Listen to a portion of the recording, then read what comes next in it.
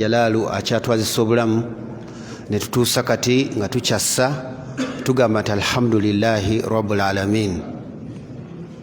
Lwaki twebaziza Allah?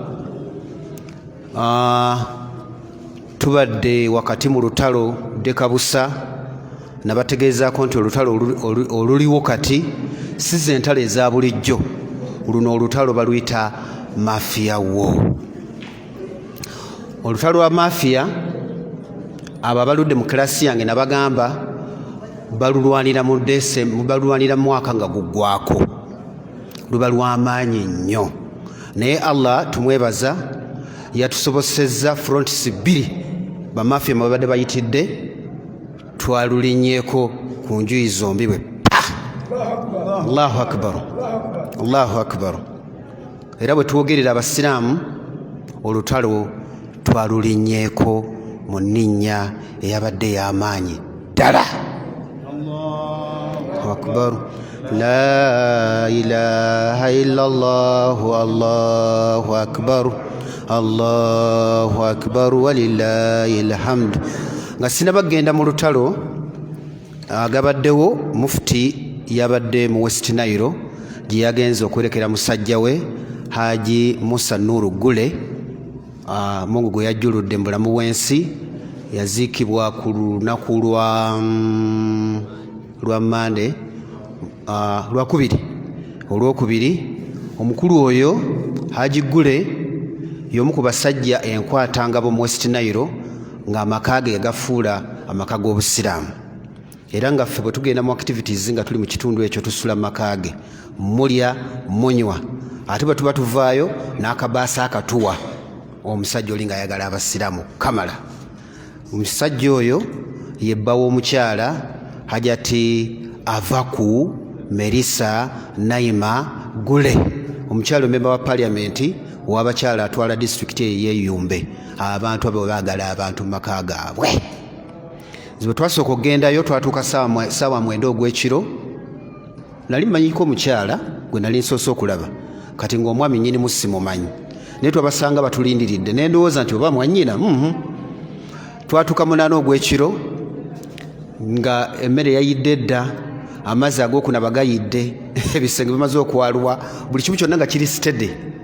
Ne neewuunya, ne tuyingira ne batulabirira ku makya tugenda okukeera kusala subuhi ng'ekyenkya kiyidde.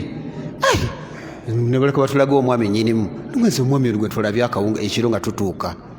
Kati bwe twagenda eri ku mukolo naga nti ate emmere eri abantu beeri, ate eyammwe eri wano waka. Ne tuba ku mukolo guli ne tukomawo awaka ne tulya ekyemisana, ate twali tugenda okusimbula ssaawa emu ey'akawungeezi, naga nti musooke mulya ekyeggulo. Ne tusooka tulya ekyeggulo, n'atukwatira ebbaasa, buli muntu ebbaasa, sijja babulira ekyalimu. Naga nti kati ebbaasa eyo mugenda kugenda nga muyimirira, omanyi olugendo luwanvu, Yumbe wala wawanvu nnyo, naye twagenda nga tuyimirira okunywa kacyayi, okwetawuluzaako, okunywa ku mazzi, naye nga buli muntu alina akabaasa ke. Kale ye musajja bw'ati bw'abadde afaanana, nga bw'ati bw'awangaala. Mungu amusaasire. Mufuti yatukiikiridde ogenda okumuziika omukulu oyo, naye yaziikiddwa nasiisi w'abantu. Nga tuvuddeyo eyo, mufuti era yayiseko mu Arua n'alambula ku project ezigenda mu maaso, mwe mulina okuzimba shopping mall, nga bulaba amaduuka ago ku kitebe kyaffe ekya district yaffe eya Arua. Eyo nayimazeeyo. Waliwo abadde bankubira amasimu nga bambuuza,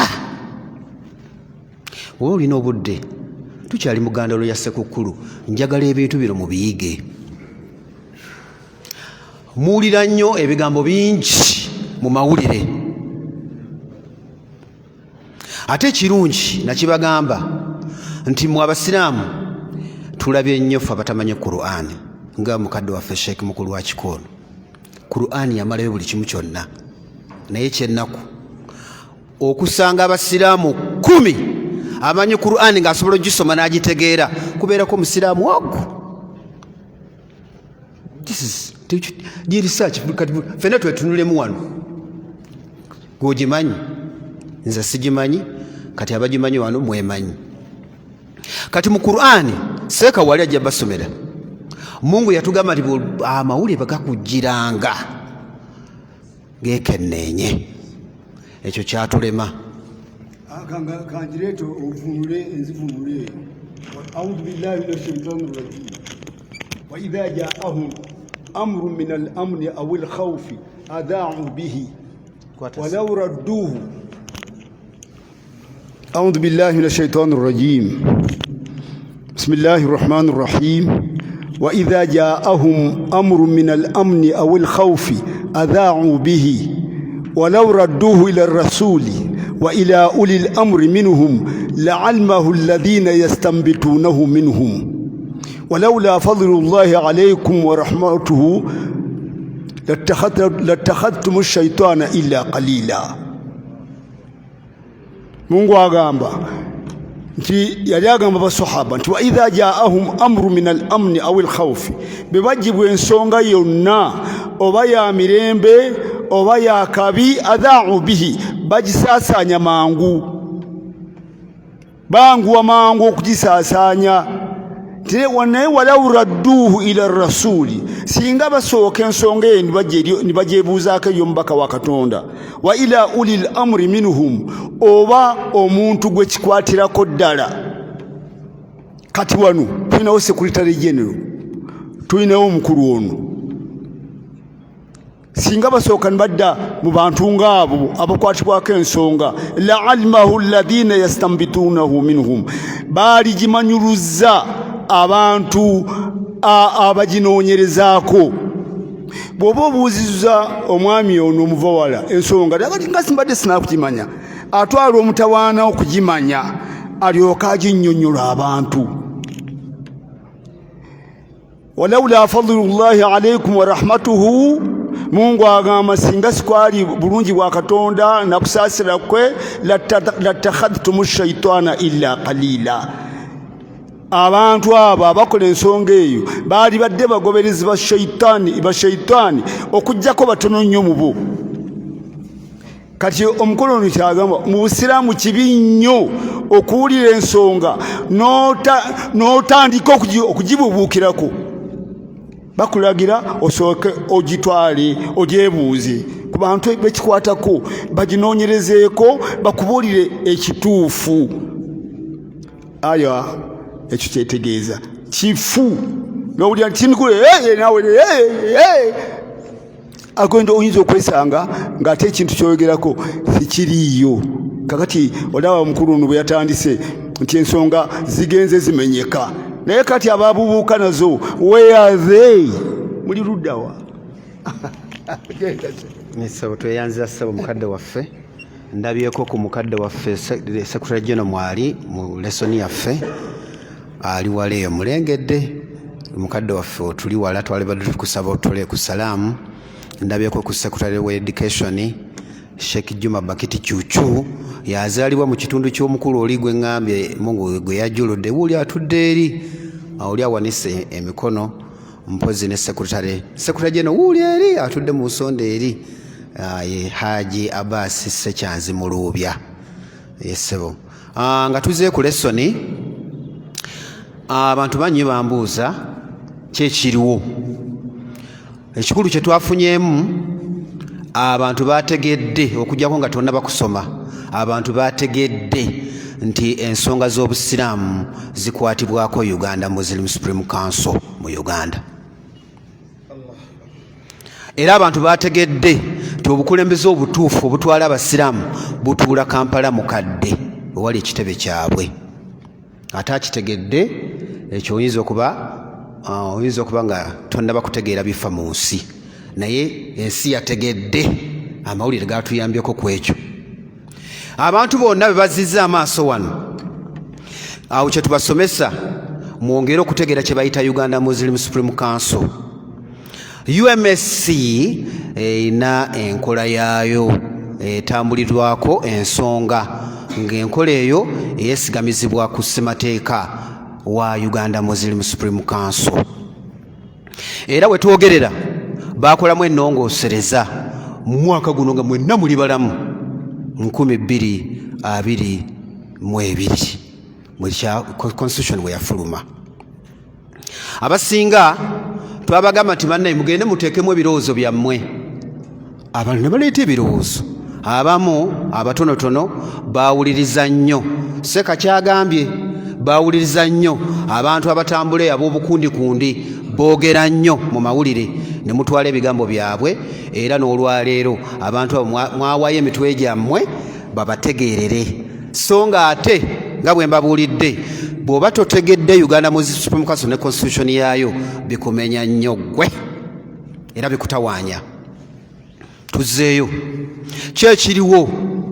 ekiriwo kati abadde mukadde waffe Deputy Mufti olukiiko nga lwesigamira ku ssemateeka lwamuyimirizza. Takyali Deputy Mufti wa Uganda. Ani? Sheikh Abdallah Ibrahim Semmambo tamusuza. Ssemateeka bw'agamba ssemateeka agamba ki? Nti tulina enkiiko enkulu ze ziriwa. Tulina General Assembly ye Parliament y'Obusiraamu. Bw'ova ku General Assembly tulina olukiiko oluddako wakati baluyita joint session. Lwe luliwa lwe lugatta Majlis Ulama ne Executive Committee. Bwe beegatta bakola olukiiko lwe bayita joint session. Bakola ki? Olwo olukiiko lwa joint session lwe lunominatinga ne lukakasa omuntu okuli obwa mufuti era lwe lumugjawo. Mukitegedde? Olukiiko olwo kasita lutuula lwe lusunsula lwe lukakasa nti Seeka mukulu wa kika alina ebisaanyizo nga ssemateeka waffe bw'agamba era asaana okutuula mu ntebe y'obwamufuti nga bamukakasa mu lukiiko, then ne baleka bamutwala mu General Assembly okumulagayo nti abaye we mutaali twalonda Seeka mukulu wa kika ye mufuti. Bamulagayo bulazi. Naye mu constitution enkadde yalinga General Assembly nga yeronda mufuti. Ekyo kyavaawo. Lwaki? Bagamba nti abantu bali bannabyabufuzi abasinga obungi kyenatandikiddeko batono ddala abamanyi obusiraamu nga bwe butambula. N'olwekyo okuddira omuntu atamanyi busiraamu ate alonde mufuti, kyovula nti kimwanguyira okuvuma mufuti kubanga teyasoma, talina kyamanyi. Ne bagamba kiveeyo, bakizza mu bamanyi. Ekyo ne kiggwa. Era okumuggyako kati bwe mufuti yeesiza mu ngeri etamussaamu kitiibwa n'ebirala byonna tukola ki? Era abatuula ku lukiiko olwo kasita baweza emikono 11 abatuula ku lukiiko olwo bawandikira ssentebe wa Uganda Muslim Supreme Council ne bamugamba ssebo ssentebe twagala mufuti azibwe ebbali ensonga yiino eno n'obujulizi buno. Ssentebe kasafuna okwemulugunya okwo awandikira mufuti ebbaluwa n'amugamba ssebo baabano bakwemulugunyaako nkuwadde ennaku 7 jangu weewozeeko, naye mu nnaku ezo 7 nga tanaba kujja kwewozaako woofiisi tugiggala.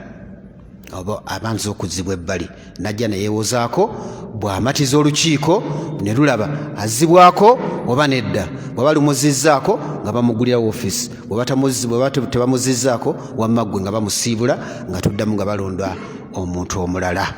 Sisitimu bwetyo bweragira. Kyekiriwo ate tulira amawulire agagamba Seeka Semmambo bamulonda mufuti bifu bwefu fufululu fu okusinziira ku ki? Wangi ku ssemateeka wa Uganda Muslim Supreme Council.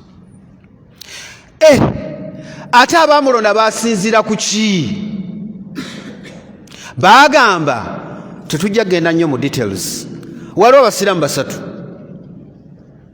batwala Uganda Muslim Supreme Council mu kkooti ne basaba omulamuzi abakkirize abawa olukusa bagende bayite General Assembly y'Obusiraamu.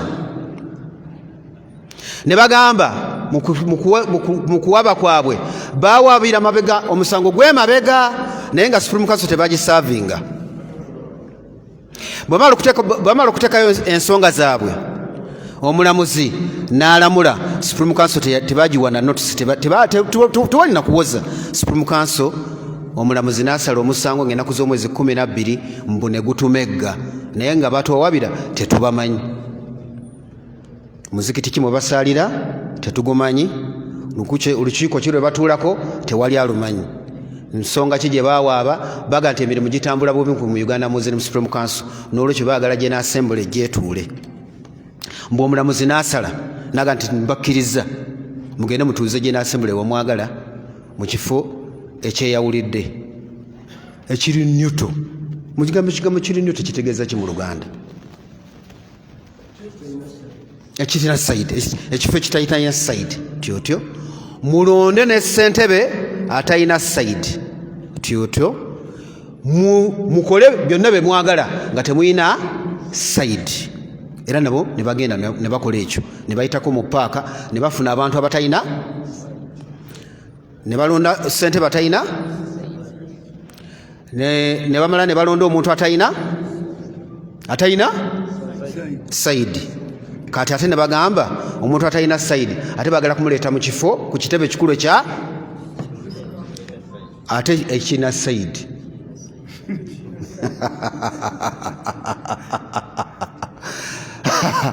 Balonze omuntu atalina side, batudde mu kifo ekitalina side, bafunye ssente batalina side, ate baagala okuleeta omuntu ku kitebe ky'obusiraamu ate kirina side. Kaakati kyenjagadde basigira ekifaananyi ne tudduka mangu nnyo ne tufuna court order eyimiriza ebintu ebyo. Lwaki? Kubanga byabadde bimenya ssemateeka wa Uganda Muslim Supreme Council nga bumuwambye. Mukitegedde? Kati kyekiriwo. Ne tuddayo omulamuzi ne bamugamba kooti gye twakubidde enduulu ne eya wano principal judge ne bamulagira nti fayiro eddeyo w'omukyala eyawa orders ezo, twagala okubuuza maama ye bano watuma kola ki kujjawo constitution ya Uganda Muslim Supreme Council kyekiri mu ddiiro. Ebisigadde kooti yeneeramula, nabatuma kujjawo Supreme Council, nabatuma kola ki kyekiriwo. Naye kati ku sayidi yaffe ebyo byonna ebyokulangira mukadde waffe nti ye mufuti wa Uganda bifu bwe fufululu fu, era na wano tajja kulinnya.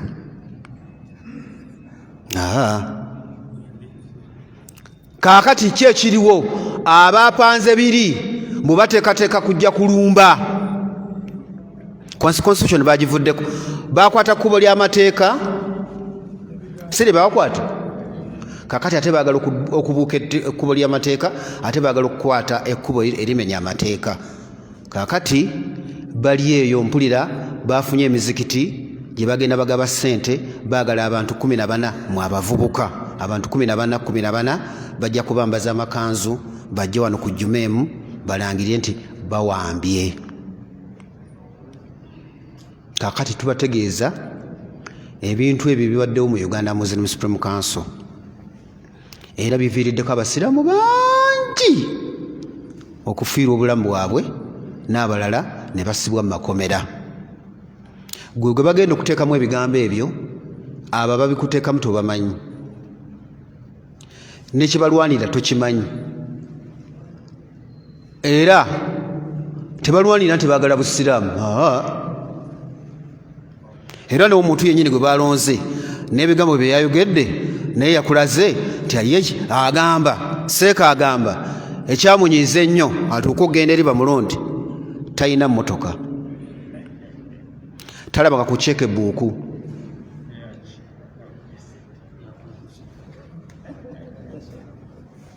talina mmotoka, talabanga ku cheque book. Abantu bwe busiraamu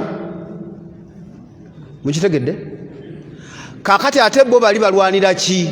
Ekittabali kiki?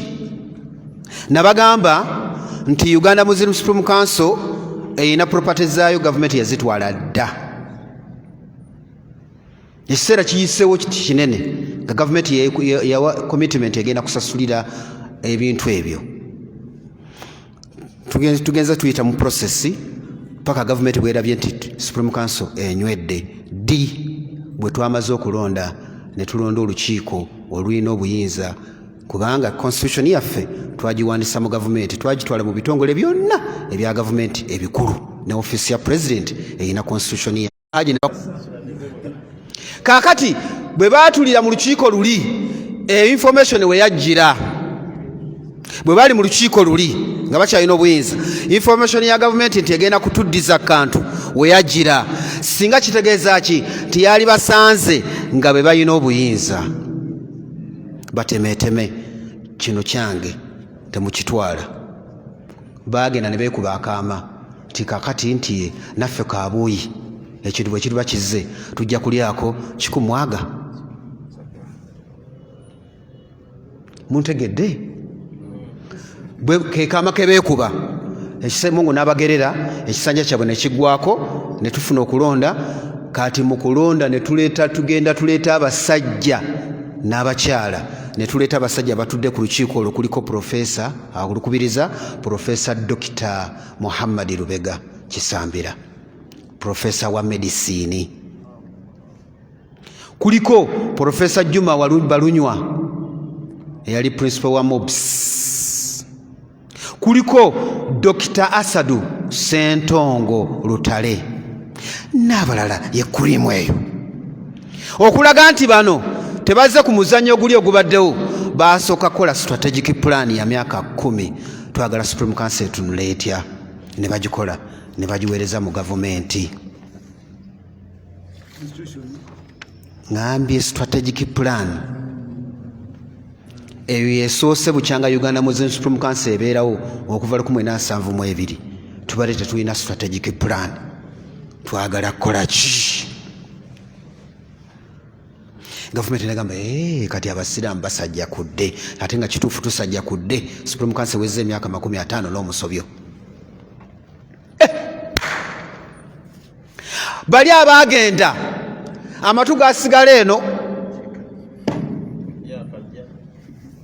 eri abala badde bannabyabufuzi bagenda mu kalulu ne babakubirayo n'ensimbi ne zifiirayo tebakyalina mirimu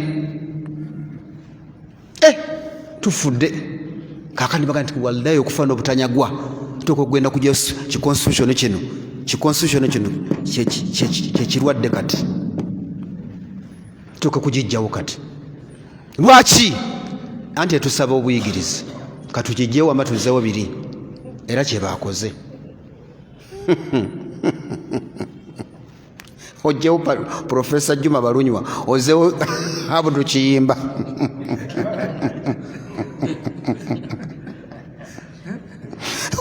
ogobe profesa Muhammad Lubega ozeewo Isa Gule Isa Gule yali wa poliisi ensambya ne bamugoba gwe balonze eggangu kati ye chairman wa Supreme Council mukitegedde bassebo lwe lutalo lwaki mu myezi 6 bijja kuba bimaze okutuuka ku mmeeza bisange nga ffe tutudde mu ntebe lwe lutalo waluze waliwo olutalo olulala bino kuba mali obusiraamu simanyi kola kutya simanyi biki simanyi ane nabo bakimanyi byekwaso kati njagala mpulira nnyo nga boogera era mali obusiraamu era kakati muvubuka gwe jangu osomera ekiwandiiko kino otandikira ku mwaka ofiisi ki njagala osomera abasiraamu bano abatera okuba takibira batubuulire anti boogera nnyo William Street ekiwandiiko kigamba Ministry of Finance and Economic Planning P.O. Box 8147 Kampala, Uganda 28th August 1996 mwaka ki 1996 genda maaso The chairman LC2 Nakivubo Shauriyako Parish P.O. Box 11073 Kampala. Yes, sir. Clarification of ownership over plots 23, 30, 32, 102/104 William Street, Kampala. Genda maaso. I acknowledge receipt of your letter reference NSP/004/896 dated 20th August 1996 in regard to the property plot numbers 23. Genda mpola. Njagala bana basiramu bakubisa takibira bagenda okuwamba babitegeere. Genda mpola. Boogera nnyo William Street. Genda mpola. Soma oddamu mpola. Plots. Dated 28th August 1996 in regard to the property plotting numbers. Property plot number 23, 30, 32, 102, 104. William Street, Kampala. Genda maaso. The property plot number 102/104 William Street was repossessed void later, dated 9th January 1992. Were repossessed. Those properties were repossessed in 1992. Babi dizabandanye byabayindi mu 92. Genda maaso. Plot numbers 23/30 William Street by letter dated 9th January 1992, while the property plot number 32 William Street was repossessed void letter dated 8th April 1992. Byonna properties byonna babitwala mu 92. Genda maaso. Therefore, all the properties were properly repossessed, and the Uganda Muslim Supreme Council has Soma mpola tata w'abaana. Soma mpola. Therefore, all the properties were properly repossessed, and the Uganda Muslim Supreme Council has no claim on them at all. Vunula kukiriza. Therefore, all properties ebifo bino byonna we are properly repossessed, byaddizibwa. Babi bajjakawo Uganda Muslim Supreme Council properties bazibajjako mu mwaka gwa 92. Mu 96 omukulu we yawanikira ebbaluwa eyo n'agamba Uganda Muslim Supreme Council si yennyini byo. Genda maaso. Has no claim on them at all. Teyina buyinza bwonna ku property ezo. Ani ayogere? Minister of State for Finance. Ani? Basoga Nsadu. Bani abalaba ku minister oyo? Minister Basoga Nsadu yawandiika ebbaluwa eno. Mu bufunze minister agambye ani? Chairman wa William Street yawandikira minister ebbaluwa n'agamba ssebo minister tutangaaze aba Uganda Muslim Supreme Council bali wano beewanika bagamba mu properties zino zaabwe ziriwa property 23 plot number 23 plot number 30 plot number 32 plot 102 ne plot 14. Minister n'agamba ssebo LC1 ebintu ebyo si bya Uganda Muslim Supreme Council. Minister wa Finance bebaddizanga abayindi ebintu ebyo. 96 ni yali mulamu wano ku mwenna ni yaliwo.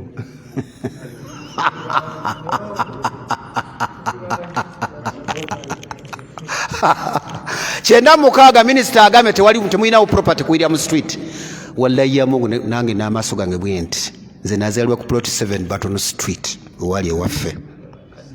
Nazaalibwa ku plot 7 Button Street we wali ewaffe abali mutasa kafeero we wali ewaffe we wali nze twazanyiranga ku State Square fenga bazadde baffe batutwala ogenda okusaala tusalira ku William Street awo naye nakasero ku muzikiti emizikiti ebiri kwe nakulira nga bwe ngenda bwe nga salidde na William ngenda nakasero ate mu holiday nga muze yansindika ku Supreme Council eyali omwazinyi nga yansomesa eddiini nga asomesa abaana kati nga nze omu ku baana beyasomesa nga bamwitanga bujebeera nga yatusomesanga eddiini ku Supreme enkadde wali Namirembe Road. Ndi mwana wa Kampala.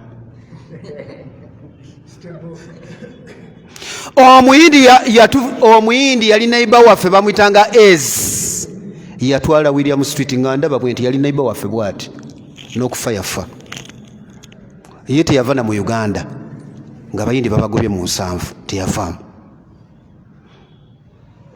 Omuyindi oyo n'agenda apangisa muganda wange Haji Abdurazak Musisi ne mukyala we Mariam Musisi Nambusi ne bapangisa William Street nga ndaba bwe nti ne bagifuula store yaabwe nga ndaba mu mwaka guno.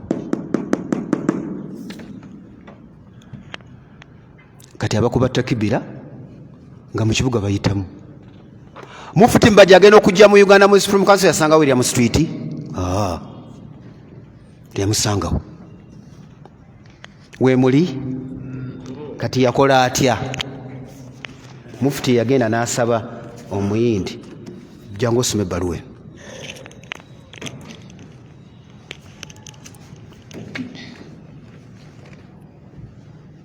Ebbaluwa eva wa Daud Bahora, Jamaat Corporations, Kampala. Awandikidde ani? The Mufti, Uganda Muslim Supreme Council, P.O. Box 1146, Kampala. Your Eminence, re-donation of plot 30 and 102 William Street. Kati kumwena wano njagala babuuza ani yatuma Mufuti? Mulaba mugenda ne mulombeddwa mukolima ne bibaddira. Mukyenda mwaka kiguno damosomo mwaka guno mwaka kyo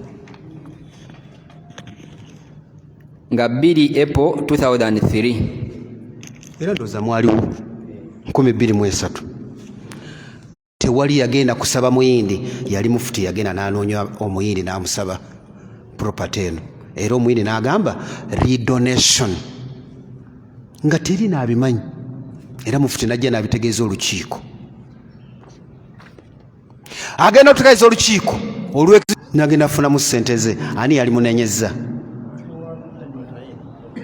anti mubbi nnyo era December paka January nga 16 wali waiso bbanga ki wangi nze simanyi banne kubala wangi ssebo mwezi gumu mwezi gumu bayiro egamba nti ssebo wotabadde property z'obusiramu zizino tuzikwasiza olwaleero ye abaffe bwe yali baddewo nga waliwo fayiro okusinziira ku bbaluwa eno property ya William Street yali ya busiramu wangi yaliwo kati mwogira biki mwababeera ku muzikiti benda babasoma kutuba simanyi bandi batwasimanyi sekatwasimanyi biki osoma biki byosomera abasiraamu kujjako ng'osikula fitena nakusiga bukyayi wali okoze ki mu busiraamu? Mufuti yatambula yekka n'anoonya omuyindi n'alyoka atuddiza property zino n'azituwa mu 2023 wali luddawo gwe twaha wali luddawo wewayoyo gwabadde olekanira ku William Street awo wali luddawo omusajja yasanga ku akawunti ya Supreme Council Mufuti yasangako mitwalo 13 yasanga ku akawunti ekya Uganda mu 2010 mitwalo 11 babagana temutwala sente ku Supreme Council ne mukiwulira temutwala zaka ku Supreme Council ne mugoberera temuwayo zaka ne mugoberera temukola mutya temukola buli kimu kyonna babagana buganyi muli mu byabufuzi naye temumanyi. Omusajja n'atetenkanya n'olukiiko lwe bagenda okusanga nga liizi egenda kuggwako bateesa mu lukiiko tukoze tutya mu kusinziira mu constitution ya Uganda Muslim Supreme Council Mufti is an ex-official executive committee. What does ex-official means? Ani akimanyi atuyambe wangi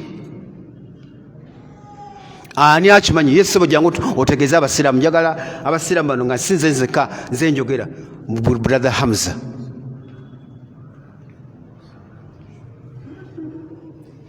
Assalamu alaikum wa rahmatullahi wa barakatuh.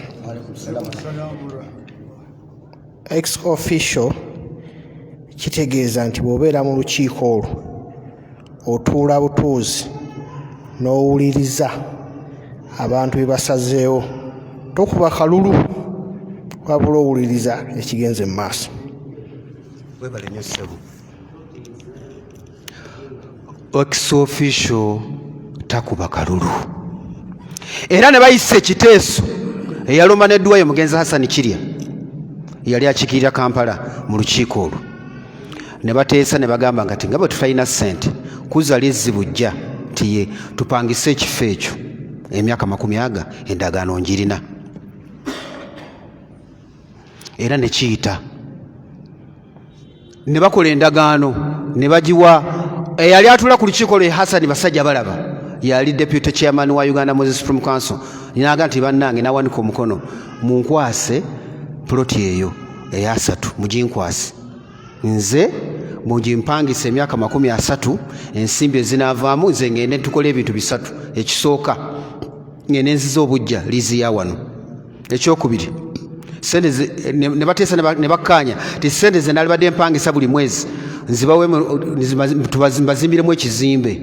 Ensimbi ze nalibadde empangisa ekizimbe kyammwe kino buli mwezi mbazimbiremu ekizimbe. Ne kiyita kyekizimbe ekyo kyemulaba ekyetoledde Old Kampala Police Station, kiriko amaduuka 15. Bebimu ku bintu Mufti byakoze mu administration ye. Yasanga Supreme Council teyina property, okutetenkanya kwe n'agenda n'asaba omuyindi kyavaamu okufuna ekizimbe mu kizimbe kimu ekya William Street plot number 30. Mufti yajjamu ekizimbe kiriko amaduuka 10. Oye mubye nnyo, mubbi nnyo, mukafiiri nnyo, era mujje tukuŋŋaane tugenda kusoma kati edduwa Mungu amutte. Allahu akbar, Allahu akbar. Muwagala amajambiya tetulabaga mubbi abbi ebizibu bisambye nabyo mazeewo. Ani ayogera ebyo ti twaha abyogerera wa mu muzikiti? Bani abawulire kasasiro oyo basiraamu? Wabuzizzaako gwe musiraamu gwe bagamba ebigambo ebifaana bwe bityo? Walizeko nalaba Mufuti oli mugamba ki ku y'omulkiyama? Ebizibu tolaba ebizibu ebikwetoolodde olowooza biva ku ki? Lwaki Mungu akutadde mu kanyigo otadde mu bwongo bwe ebintu ebitalina makulu n'oleka ebinaakuyamba n'omwoyo gwo n'ogubira abantu aboononefu? Kubanga nabbi akyogera dda, musiraamu bw'avuma musiraamu onne aba mwononefu, ate bw'amutta oyo mukaafu. Kati gw'owuliriza omusajja omwononefu ayimiridde mu maaso g'omuzikiti ayogera ebigambo ebicaafu n'obiwuliriza, Mufuti n'asirika bwecce.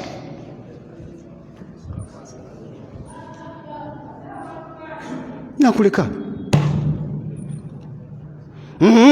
kaakati William Street tiye omusajja gwe bakwasa ekifo ekyo Hassan Basajja Balaba n'azimba ekizimbe ekyo n'agamba mu ssente zimuweddeko n'agenda n'akiguza ate omulala.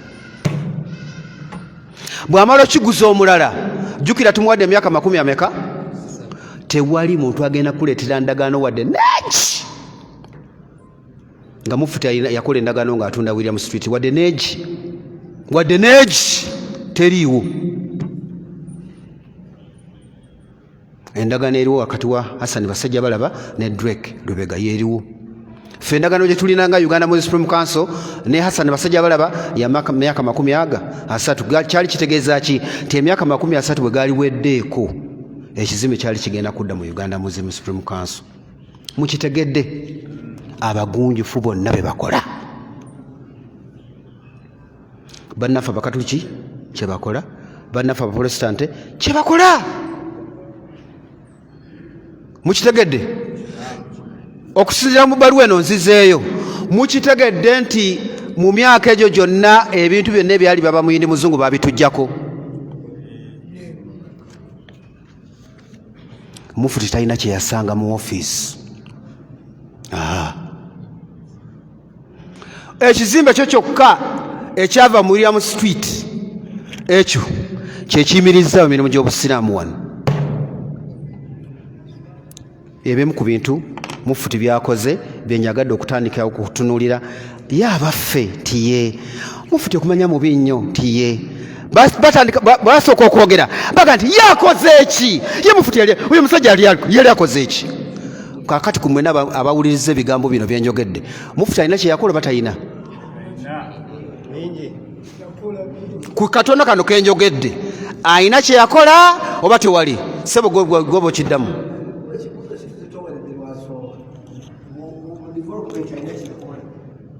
jangu ku muzindaalo sebo saagala kweyogeza nzekka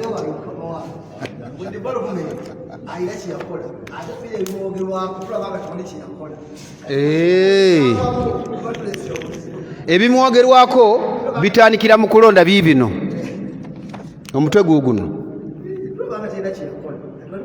guno omutwe gusoma gutya jangu tusomere omutwe gugamba 10 Chibuli Sheikhs denounce Mubajje. Soma kasura ako paka wansi Konna. Au katoni kusoma paragraph esoke. Sharp divisions have emerged among Chibuli Muslim faction members over the support to the newly elected Mufti Sheikh Shaban Mubajje. Report Yunusu Abe. On Monday, 10 sheikhs issued a statement denouncing Mubajje's election. Sheikhs Rajab Kakoza, Obed Kamnegia, Zubair Kayongo, Sulaiman Kaketo, the Tabligh head, and Muhammad Chaze purportedly signed the statement.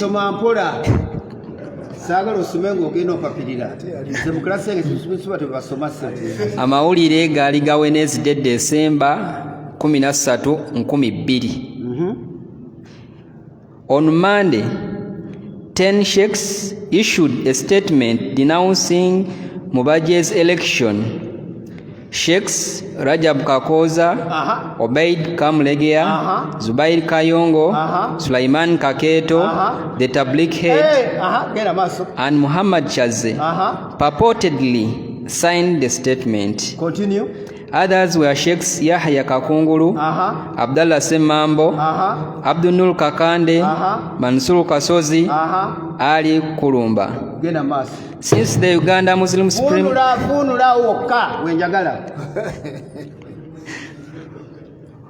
Kumandi Basheki 10 bayisa ekiwandiiko baseka 10 okuva ekibuli genda maaso bayisa ekiwandiiko nabagamba ki nga kijjamu obwesige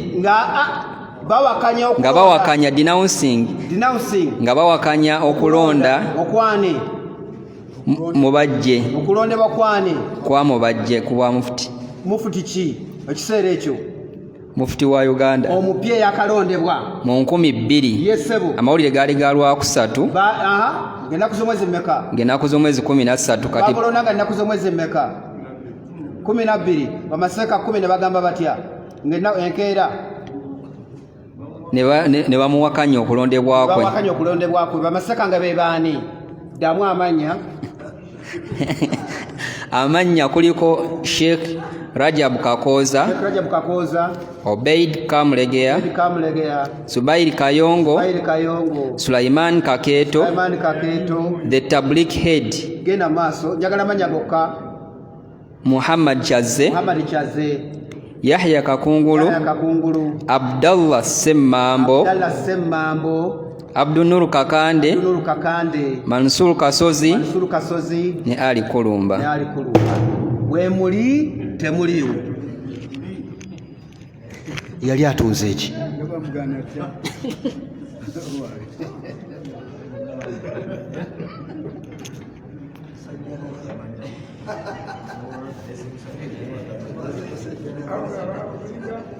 kakati kyenjagadde obayigiriza byebayita ebyobufuzi mu byobufuzi muno bwakola gwogamba ozibirira oti nti sina kyendaba kiki sina kyendaba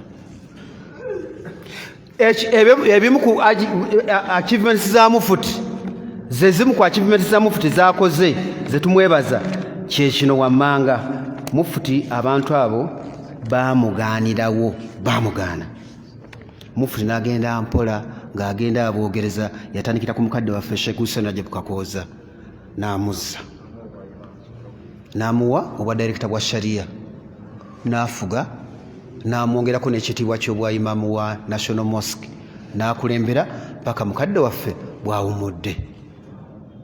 Atayagala busiraamu kwegatta olwo yali tayagala busiraamu.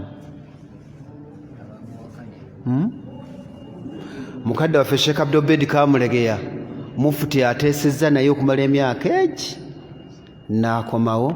Mufuseka Kamulegeya n'akomawo kati wetwogerera ye chairman wa shura n'omukulu nomwali Seka Kamulegeya ali wano oyo atayagala busiraamu omubbi ennyo ebyo abikola. Sheikh Abdallah Semmambo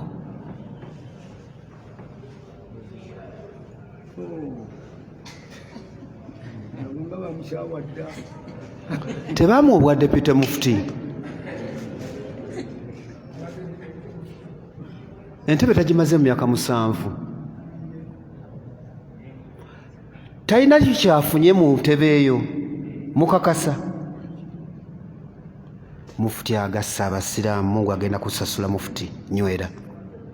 Mungu tagenda kulyaza amanya. Bana adamu baveeko. Bajja kuvuma ngire bakuvumye. Netu mufuti mwali muddeko nti bamwadde ekitanda. Tayigukangana tama. Muvumya mufuti mujja kumusasula. Mumuwayiriza Allah ajja kumusasula. Mumunyomodde Allah ajja kumusasula. Mumuyisizaamu amaaso Allah ajja kubasasula. Mumutyobodde ne mumulengeza ne mumuvuma buli kyonna Allah ajja kusasula mufuti nywera okoze kubanga ne Allah yagamba kola Allah ajja kulaba gwe bonsomera aya seeka. Somera aya kirero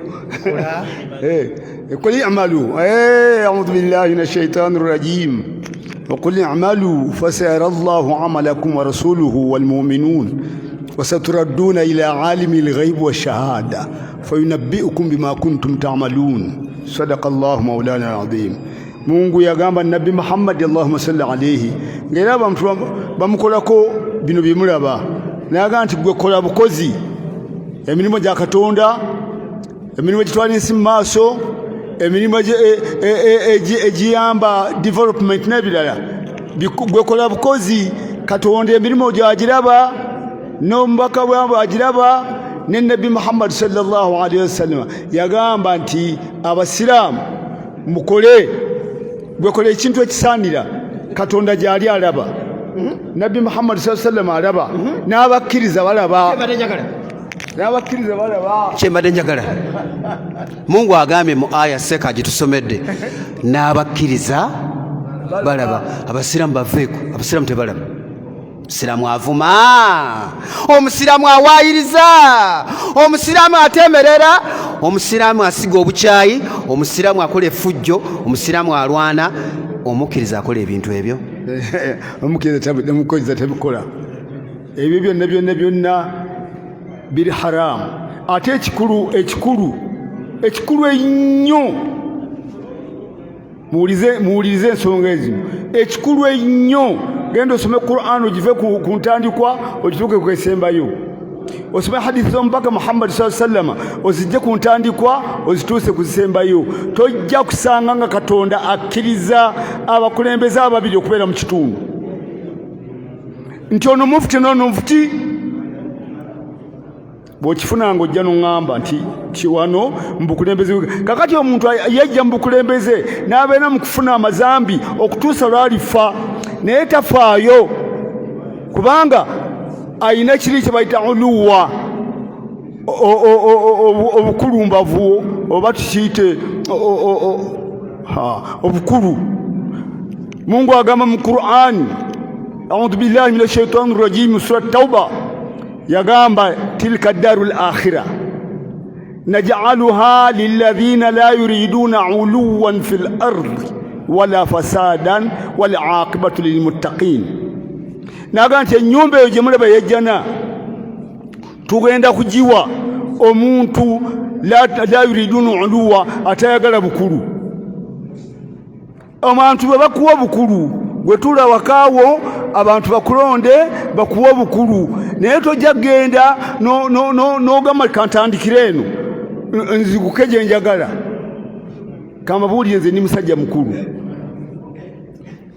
Sheikh Sema bwe yakoze ffe twali tubirabye era naye akimanyi nti wanitajja kujja ekyakimanyi nti wanitajja kujja naye ayagala naye akola entebe ye naye yegulumiza awantu nange nze mufuti okujja kukudura kubanga Mungu talemwa naye Semmambo takyadda wano era wabazze wano anajjanga omusaaze naye ogamba nti afuna wadde ofiisi eri naye sheekhe gwantunuulidde gwe kwata ku matu mbuulire wana ekigambo kyange sebo kino kankyogere nze nali deputy mufuti wano abantu batinkiza nnyo Semmambo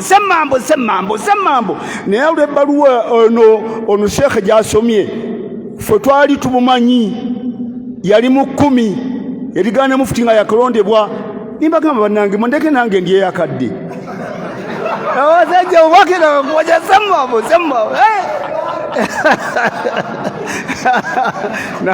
naye saagala kwogera bingi naye abalyoka fe abaali bamumanyi nga Semmambo takyalya bwami kubanga yakyawa nakyawa nga bukyali ate nno ssebo gwe golaba nkeera nze nali mu lukiiko olulonda mufuti naye abamu bandiyanye nga bakamulonda nibaga nti omusajja oyo tujja kumugoberera va ku bino ebyenkeera wali nga tukyali wali era nze nali muwagizi wa sheekh ono ayafa ayadipute mufuti Isaka Mukuye nze nga mufuti siri naye era naye nakimanya nti Seeka mukulu wa kikatali nange kubanga nali memba alonda naye nampita wano nampita wali nimwekweka nga nze nyina kandidate wange Mukuye naye mufuti bamala okumulonda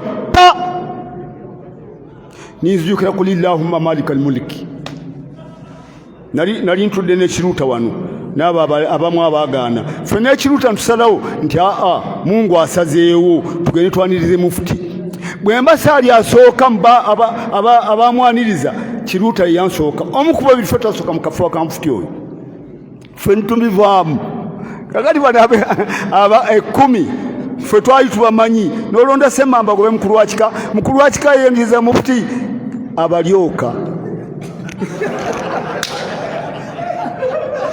sebo webale nga tuwunzika njagala mbalage mufuti byakoze njagenda mbisoma mpola kubanga abantu babeera eyo ne babuuza akoze biki olaba babuuza n'omuzikiti guno tebagulabawo nti yagukoze kaakati tetulina budde naye kana akabaluwa kooba osembayo kokka akwogera ku muzikiti guno nga bagusimbire kuuli tebagala baguzimbe soma akabaluwa kano njogere n'oyo omuntu aba abiwandiika.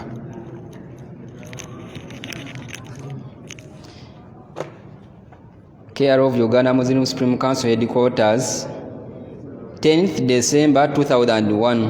Ebaluwa ya December nga 10 The Chairman Uganda Muslim Supreme Council bajiwandikira Chairman. Handing over UMSC National Mosque site to Libyan authorities. Assalamu alaikum wa rahmatullahi wa barakatuh. Wa alaikum salam. Esiya mo yankadde salamu eyo bajiwandikira Central wa Supreme Council mu 2021. Genda maaso. Reference is made to today's meeting between UMSC management and some members of the executive committee. Consequently, therefore, as concerned members of the executive committee, we have learned with disgust from the Uganda Muslim Supreme Council management that the site for National UMSC Mosque is to be handed over to the Libyan authorities after the forceful eviction of MS Concop contractors from the site. We are strongly opposed to this act, and we feel that this is definitely going to land us into legal complications, and especially now that MS Concop has already sued the council over the issue. We suggest and hereby appeal to you, Mr. Chairman, that the executive committee be convened as soon as possible to arrest the situation. The executive committee shall weigh the pros and cons of the matter and give a well-balanced decision which shall save both the council management and the executive committee and indeed all the Muslim community. We pray that you effectively react to this request and act in time before it is too late. Yours faithfully, Nebasaako Mukono, Sheikh Ahmad Yahya Lukwago, Sufyan Rusiche, Kalibala, Sheikh Abdu,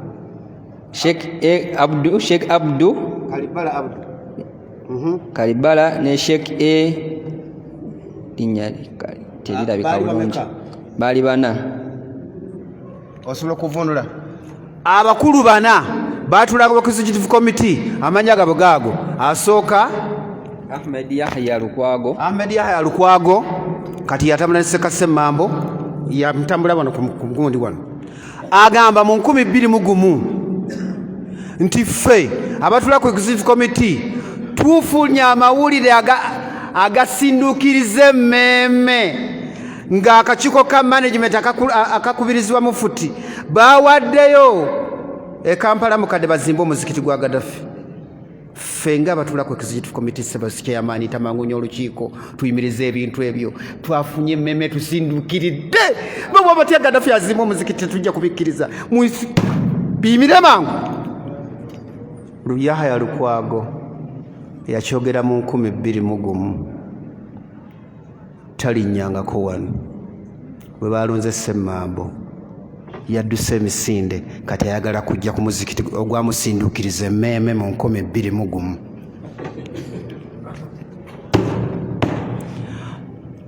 N'avuma mu futi n'amunyomoola yawandika ebbaluwa eno. Mungu mumuyita musiru, Allah musiru kutuuka awo.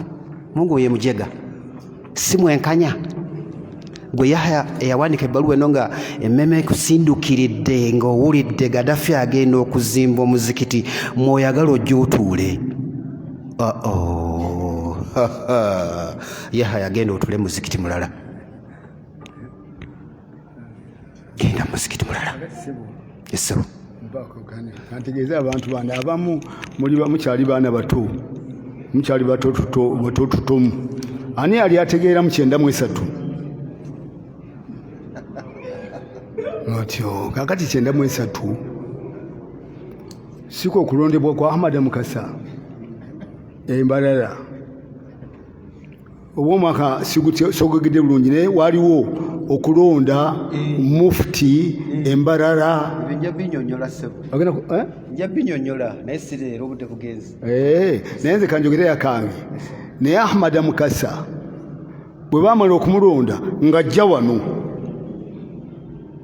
yatuusiza kufa nga tatuukanga wano ng'omukulu wagenda kunnyonnyola nsaze kumpi. Abo abagenda balondebwa nga sibayise mu Uganda Muslim Supreme Council okuggyako Kudura oyo ye takyaddayo kulinnya wano kubanga yalondeddwa dda mu bukyamu. Unajja otya ate wano kaakati era sebo mbadde nzija kano kankoogere nako nze njala kusaba mufti akafo kange akanzirize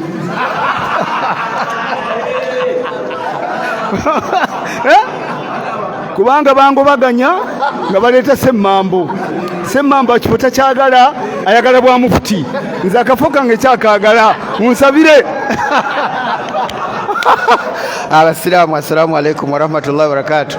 Tujja kumala byonna mufti byakoze mu kulembeze emyaka 23 inshallah ku lwokuna olujja. Assalamu alaikum warahmatullahi wabarakatuh. Mwebale nnyo mwebalire ddala.